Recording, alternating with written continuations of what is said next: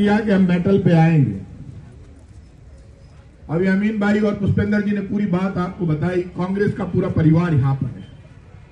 यह अचानक प्रदर्शन किया है बीजेपी सरकार के मुख्यमंत्री भजनलाल जी शर्मा और सरकार ने 1000 करोड़ का घोटाला किया है मेटल फैक्ट्री के मामले। 2 वर्ष से भाजपा सरकार है। सरकार की जिम्मेदारी थी कि सरकार मजदूरों का पक्ष रखती। नेशनल कंपनी लॉ ट्रिब्यूनल ने फैसला दे दिया और फैसला देकर और मजदूरों के खिलाफ फैसला कर दिया। लेकिन 45 दिन का टाइम सरकार को मिला था। सरकार को जो 45 दिन का टाइम मिला, उसमें सरकार को सुप्रीम कोर्ट में उस फैसले को चैलेंज करना चाहिए। सरकार ने सुप्रीम कोर्ट में चैलेंज नहीं किया। फैसले में लिखा हुआ था 3 दिन में कब्जा दो।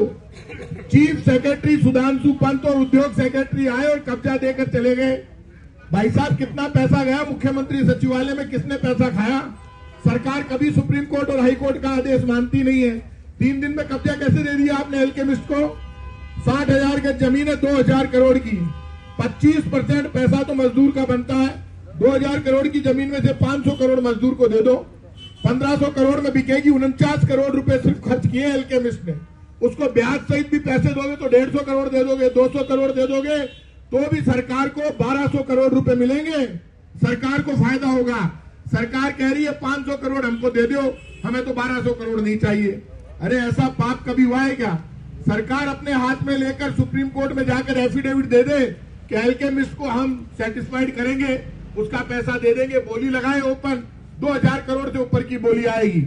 यदि मजदूरों को बिना पैसा दिए एल्केमिस्ट के साथ मिलकर बोली लगाते हैं तो सरकार को कब्जा लेने में दिक्कत आएगी। आज मैं सरकार को चुनौती दे रहा हूं। मेटल फैक्ट्री के लगभग 50 से ज्यादा मजदूर आत्महत्या कर चुके हैं। मजदूरों की हालत खराब है। मजदूर गरीब है।